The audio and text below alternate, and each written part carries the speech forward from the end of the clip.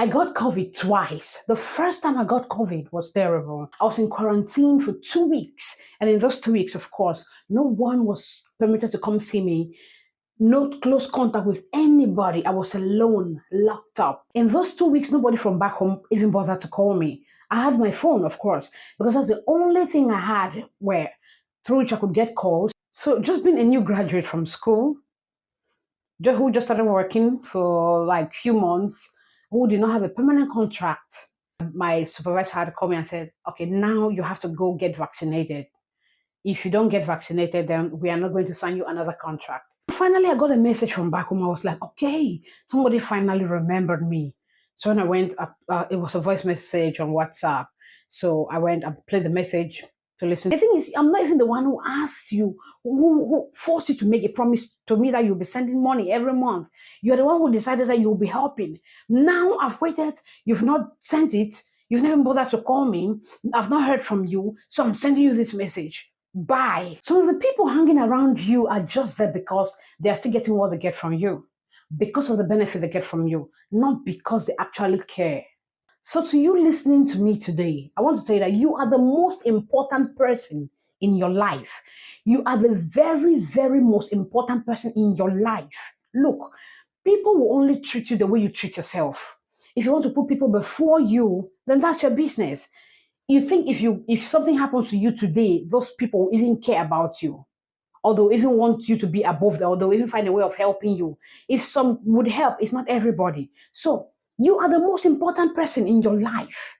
You who is listening to me, people don't actually even care a lot about you, like the details, like the pain you have, like the lack of sleep, like all those details. No, like, okay, all what they care is what they benefit from you. And if you stop dishing out that benefit, most of them will not hang around you.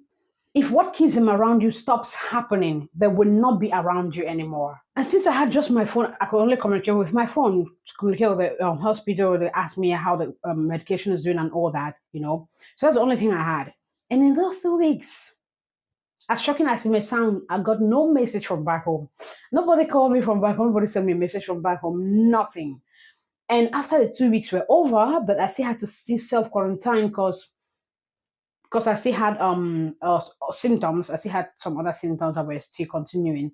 So I had to still quarantine. So just being a new graduate from school, who just started working for like few months, who did not have a permanent contract, contracted COVID, of course, which was evident. I got it from my workplace. But then, since my contract was not still binding, since I'd already left because I was afraid to get vaccinated, that was it.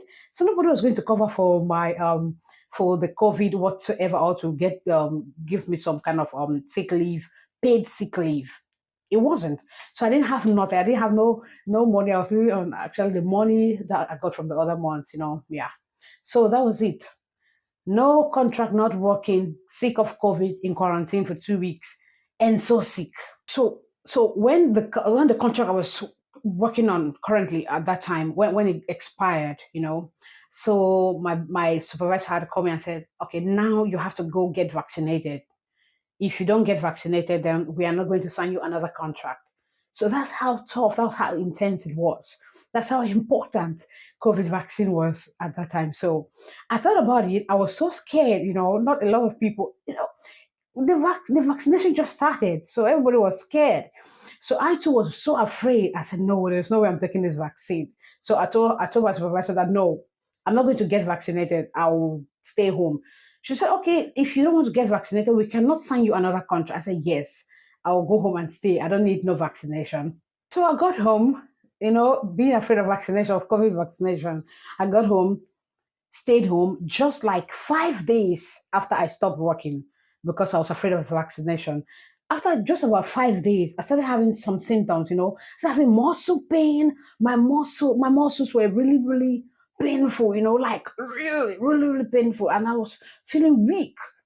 Then I started having like something in my throat, like the kind of discomfort in my throat. So I just said, oh, these are symptoms of cough. Yeah, since I've not had COVID, so I did not know. So then we'll only remember trying to say, could this be COVID symptoms? So that was all that I knew.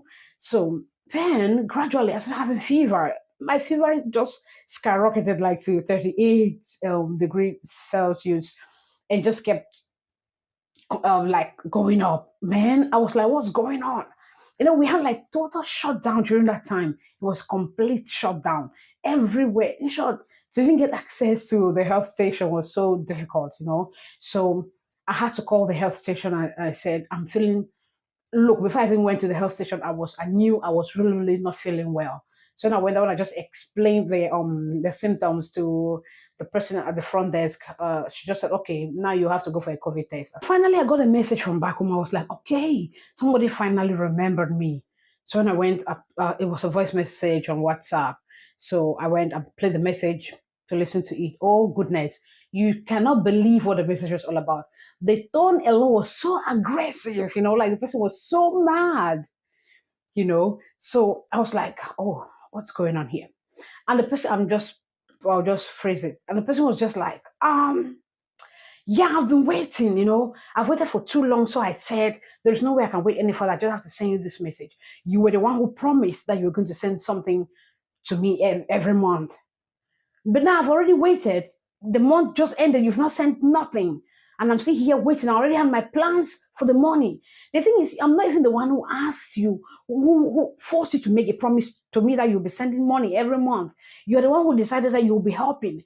Now I've waited. You've not sent it. You've never bothered to call me. I've not heard from you. So I'm sending you this message. Bye. So while you're taking care of other people, think about you. Take care of you first. Make sure you're in good health, you're in good form, everything is good about you. Really. Don't overdo extra because you want to please some people, because you think that you are the only person who can do this for them, or you're the sole help that they've got. No. If you do all these things, you're wearing yourself out. And when you don't have it, you'll be shocked at how many will even stick around you. Look, some of the people, if not all, some of the people who hang around you, it's not like they care. It's not like they care in getting the details that you go through. They don't even care about that. They don't give it. They don't even have no time for that. All what they care about is what reaches them. It's what they gain from you. That's what they care about. They just want to care. They want to see you doing what you promised doing. That's all they care about. They don't really care how you struggle or how you put your one or two together to get whatever result. All they care is what they gain from you. Thank you for watching. Don't forget to leave a thumbs up on this message. Don't forget to leave your comments. Don't forget to subscribe and follow this page if you're not following yet.